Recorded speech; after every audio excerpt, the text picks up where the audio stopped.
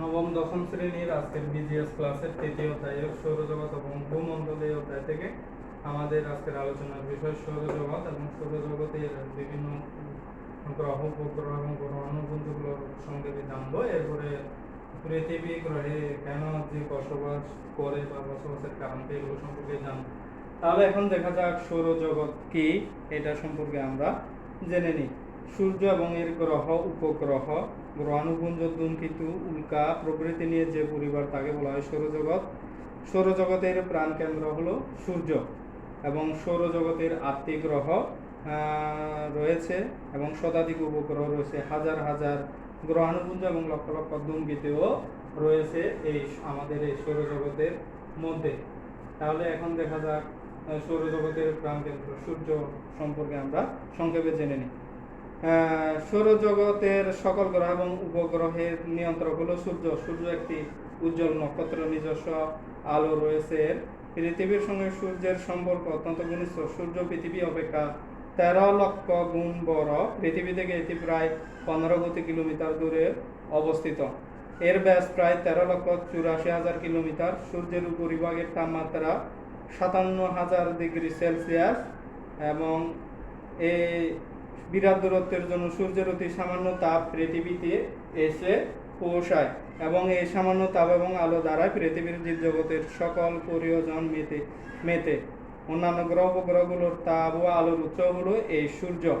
সূর্য কোনো কঠিন বা তরল পদার্থ নেই। শতকরা 55 ভাগ হাইড্রোজেন, 44 ভাগ হিলিয়াম এবং 1 ভাগ হলো অন্যান্য গ্যাস রয়েছে সূর্যের মধ্যে। সূর্যের মধ্যে মাঝে মাঝে কালো কালো দাগ দেখা যায়, এটাকে সৌর কলঙ্ক বলা হয়।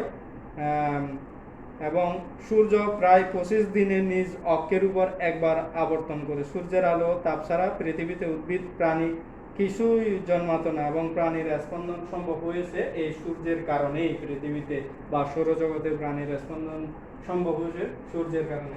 এরপরে আস্তে আস্তে গ্রহ। মহাকর্ষ বলের প্রভাবে কতগুলো জ্যোতিষ্ক সূর্যের চারিদিকে নির্দিষ্ট সময় নির্দিষ্ট কক্ষপথে পরিক্রমণ করছে, এদের গ্রহ বলা হয়।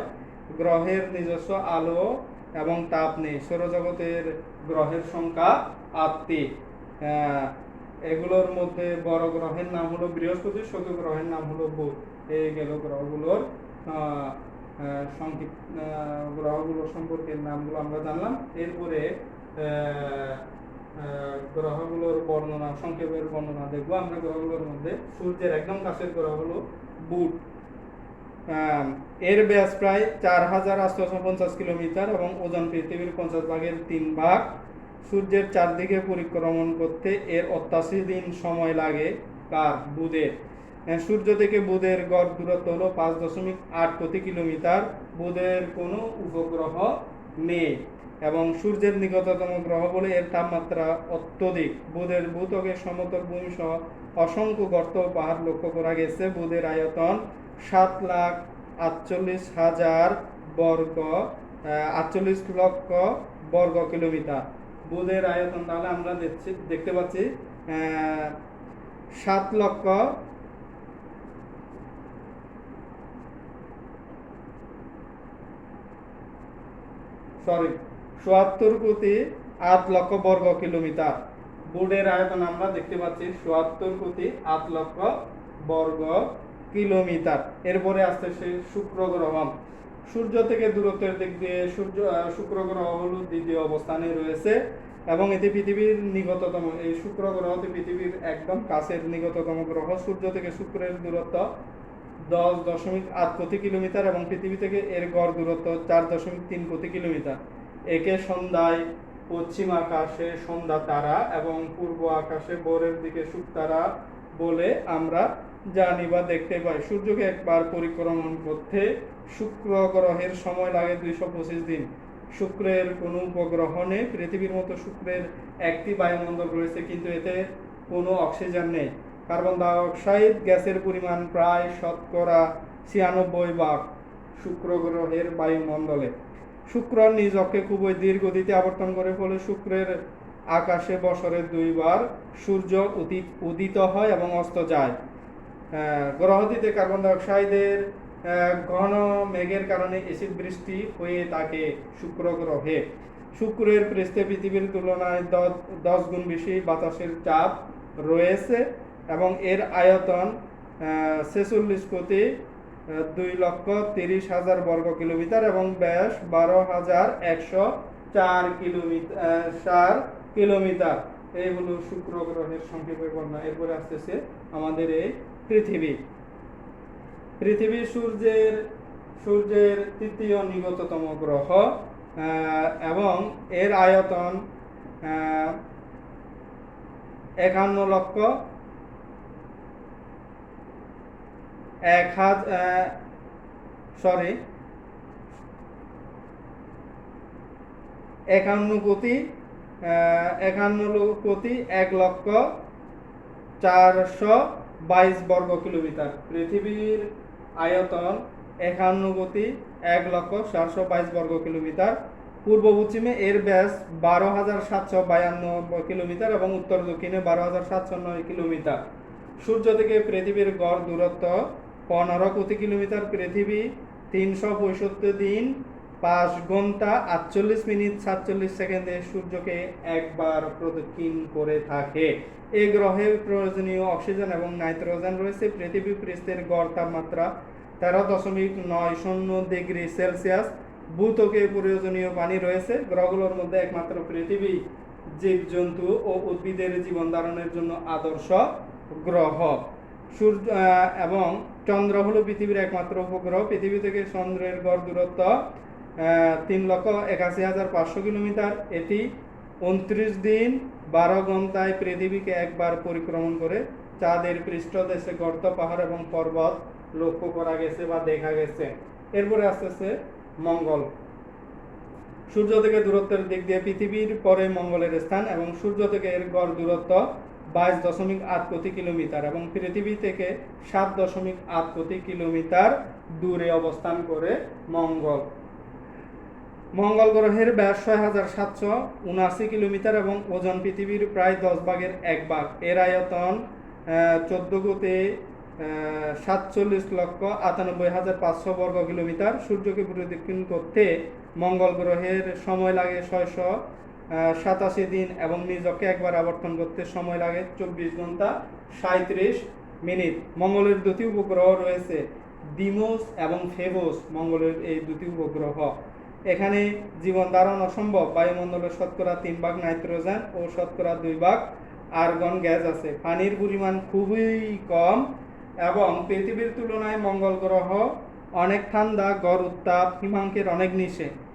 মঙ্গল গ্রহের উপরিভাগে গিরিখাত এবং আগ্নেয়গিরি রয়েছে। এ গ্রহের পাথরগুলোতে মরিচা পড়েছে, ফলে গ্রহটি লালচে বর্ণ ধারণ করেছে। কারণে এই মঙ্গল গ্রহের আরেক নাম লাল গ্রহ। এরপরে আসতেছে বৃহস্পতি, যেটি সবচেয়ে সৌরজগতের বড় গ্রহ, সৌরজগতের সর্ববৃহৎ গ্রহ। সূর্য থেকে দূরত্বের ভিত্তিতে বৃহস্পতি গ্রহের অবস্থান হলো পঞ্চম। এর আয়তন পৃথিবীর প্রায় 1,300 গুণ, তথা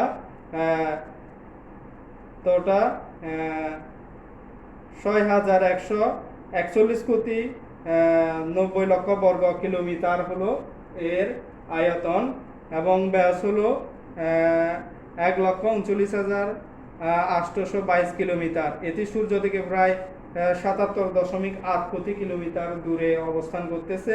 বৃহস্পতি 12 বছরে একবার সূর্যকে এবং 9 ঘন্টা 53 মিনিটে নিজ অক্ষে আবর্তন করে। গ্রহটিতে পৃথিবীর একদিনে 2 বার সূর্য উঠে ও 2 বার অস্ত যায়। তার মানে বৃহস্পতি গ্রহে আমাদের পৃথিবীর হিসাবে একদিনের মধ্যে 24 ঘন্টার মধ্যে বৃহস্পতিতে 2 বার সূর্য উদিত হয়, 2 বার সূর্য অস্ত যায়। এই গ্রহে গভীর বায়ুমণ্ডল রয়েছে। গ্রহটির বায়ুমণ্ডলের উপরিভাগের তাপমাত্রা খুবই কম, তবে অভ্যন্তরের তাপমাত্রা অধিক। এর 67টি উপগ্রহ রয়েছে বৃহস্পতির এবং এগুলোর মধ্যে হলো ইউরোপা, গ্যানিমেড এবং ক্যাপিলিস্টো প্রধান। এরপরে আসতেছে গ্রহাণুপুঞ্জ। মঙ্গল ও বৃহস্পতির মাঝের পরিসরে অসংখ্য ক্ষুদ্র ক্ষুদ্র গ্রহাণু একত্রে পুঞ্জীভূত হয়ে পরিক্রমণ করতেছে। এই পরিসরের মধ্যে আর কোনো গ্রহ নেই। 1.6 কিলোমিটার থেকে 805 কিলোমিটার ব্যাস সম্পন্ন গ্রহাণুগুলোকে একত্রিতভাবে গ্রহাণুপুঞ্জ বলা হয়ে থাকে। এরপরে আসতেছে শনি। সৌরজগতের দ্বিতীয় বৃহত্তম গ্রহ হলো এই শনি গ্রহ এবং এর আয়তন 4270 বর্গ কিলোমিটার এবং ব্যাস হলো 1,16,746 কিলোমিটার। সূর্য থেকে শনির দূরত্ব 143 কোটি কিলোমিটার। সূর্য থেকে শনির দূরত্ব 143 কোটি কিলোমিটার। শনি 29 বছর 5 মাসে সূর্যকে একবার প্রদক্ষিণ করে এবং 10 ঘন্টা 40 মিনিটে নিজ অক্ষে একবার আবর্তন করে। পৃথিবীর সেই শনির ব্যাস প্রায় 9 গুণ বড়। খালি চোখে এটি দেখা যায়। শনির বায়ুমণ্ডলে হাইড্রোজেন ও হিলিয়ামের মিশ্রণ, মিথেন ও অ্যামোনিয়া গ্যাস রয়েছে। 3টি উজ্জ্বল বলয় শনিকে বেষ্টন করে আছে। শনির 62টি উপগ্রহের মধ্যে কেভিটাস, তেথিস, হুয়া, টাইটান প্রধান। এরপরে আসতেছে ইউরেনাস।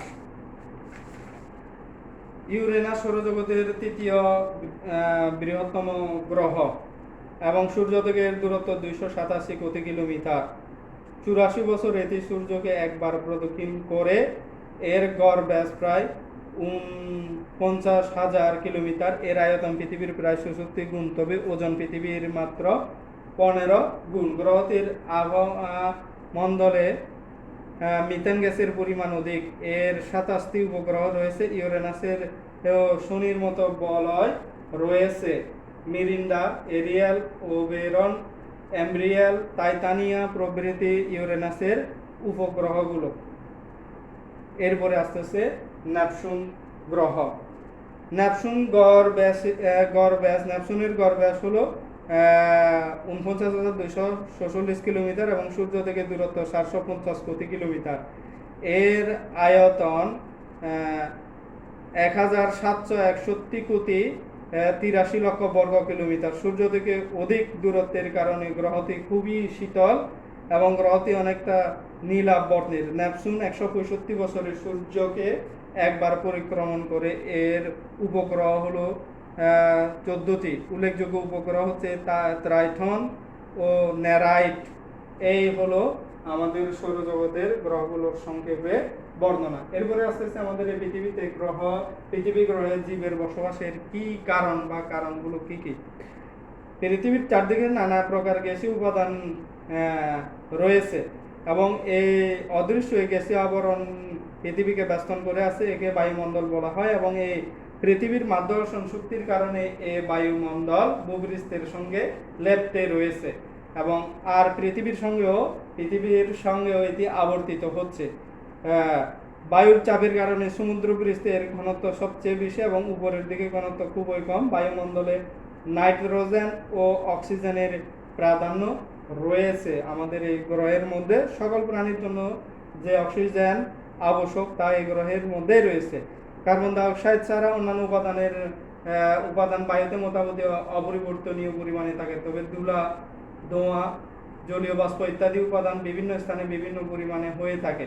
পৃথিবীর সমস্ত জীবের বেঁচে থাকার জন্য বায়ুমণ্ডলের গুরুত্ব অপরিসীম। বায়ুমণ্ডলে সূর্যের ক্ষতিকর রশ্মি থেকে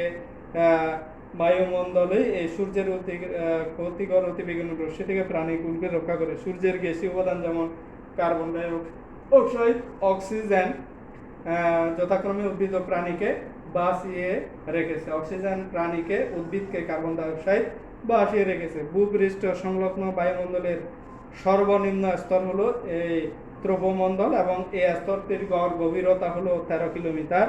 এটি মানুষের সবচেয়ে প্রয়োজনীয় স্তর হলো এই ত্রোপমণ্ডল, কেননা আর্দ্রতা, কুয়াশা, মেঘ, বৃষ্টি, বায়ু প্রবাহ প্রভৃতি এই স্তরে লক্ষ্য করা যায় এবং এই ত্রোপমণ্ডলের ঊর্ধ্বসীমাকে ট্রপোস বলে। এই ট্রপোসের গভীরতা সরু এবং এখানে বায়ু স্থির এবং ঝড় বৃষ্টির প্রাদুর্ভাব না থাকায় বিমান এই স্তর দিয়ে চলাফেরা করে থাকে। বায়ুমণ্ডলে ওজোন গ্যাসের একটি স্তর আছে যা ওজোন স্তর নামে পরিচিত। এর গড় গভীরতা 12 থেকে 16 কিলোমিটার। সূর্যের অতিবেগুনি রশ্মি শোষণ করে এর তাপমাত্রা, এই ওজোন স্তরের তাপমাত্রা এই কারণে প্রায় 40 ডিগ্রি সেলসিয়াস পর্যন্ত হয়। এই স্তরটি পৃথিবীকে প্রাণী জগতের বাস উপযোগী করেছে মূলত এই ওজোন গ্যাসটি, কারণ এই গ্যাসটি সূর্যের অতিবেগুনি রশ্মি থেকে শোষণ করে নিয়ে প্রাণীকুলকে ক্ষতির থেকে রক্ষা করতেছে ওজোন স্তর বা ওজোন গ্যাস। পৃথিবী সূর্য থেকে আলো ও তাপ পায় এবং সূর্যের আলো ছাড়া পৃথিবী চির অন্ধকারে থাকত। পৃথিবীতে প্রাণীর স্পন্দন থাকতো না এবং জীবজগৎ, উদ্ভিদ ও প্রাণী কিছুই বাঁচতে পারত না এই আলো এবং তাপ না থাকলে। পৃথিবীতে মানুষের কর্মকাণ্ড বায়ুমণ্ডলের গঠন উপাদানের পরিবর্তন করতে সাহায্য করে। ব্যাপকভাবে গাছপালা কেটে ফেলা, কলকারখানা থেকে নির্গত ধোঁয়া এবং জ্বালানি তেল, কয়লা ও প্রাকৃতিক গ্যাস ব্যবহারের কারণে নির্গত ধোঁয়া ও বিষাক্ত গ্যাস বায়ুমণ্ডলকে দূষিত করতেছে এবং প্রাণীর অস্তিত্ব টিকে রাখার জন্য এই বায়ুমণ্ডলকে কিন্তু আমাদের বিশুদ্ধ রাখা উচিত বা দরকার। জীবজন্তুর বেঁচে থাকার জন্য প্রয়োজন প্রচুর আলো, বাতাস এবং পানি। পৃথিবীর পৃষ্ঠে গড় তাপমাত্রা 13.90 ডিগ্রি সেলসিয়াস। ভূত্বকে রয়েছে প্রয়োজনীয় পানি। সূর্য থেকে যে তাপ এবং আলো পৃথিবীতে বসে তাও জীবজন্তুর জন্য সহনীয়। জীবজন্তু উদ্ভিদের জীবন ধারণের জন্য এগুলো উপযোগী এবং প্রয়োজনীয়। এই জন্যই মূলত পৃথিবীতে জীবজন্তু বসবাস করতে পারে বা জীবজন্তু পৃথিবীতে বসবাস করতেছে বা সম্ভব হয়েছে। এই কারণে পৃথিবীতে জীবের বসবাসের কারণ। তাহলে আজকের আমাদের এই চ্যাপ্টার থেকে আমাদের যে জিনিসগুলো জানা দরকার, মূলত সৌরজগৎ জ্ঞানমূলক প্রশ্নের জন্য এটা করতে হবে। আর আমাদের বড় প্রশ্নের জন্য এখানে পৃথিবী, মঙ্গল, বৃহস্পতি, শনি, বুধ এই 5টি গ্রহ সম্পর্কে পুরো ডিটেলস আমাদের এখান থেকে পড়তে হবে। এখানে প্রশ্ন হতে পারে পৃথিবীর এই গ্রহগুলোর বৈশিষ্ট্যগুলো দিয়ে উদ্দীপকে বলতে হতে পারে এটা কোন গ্রহের কথা বলা হয়েছে, তার বর্ণনা দাও বা তার ব্যাখ্যা করো, সে সম্পর্কে ব্যাখ্যা করো, বিশ্লেষণ করো, এই ধরনের করে। আবার পৃথিবীতে জীবের বসবাসের কারণ কি, অনুধাবনমূলক প্রশ্ন হতে পারে। কাজে এই ধরনের প্রশ্নের ধরনগুলো যেগুলো আমি বললাম যে হতে পারে, এগুলোর আলোকেই মূলত তোমাদেরকে আজকের ক্লাস থেকে এই জিনিসগুলো পাঠ্য বই থেকে ভালো করে পড়ে নিতে হবে। তাহলে আজকে পর্যন্ত।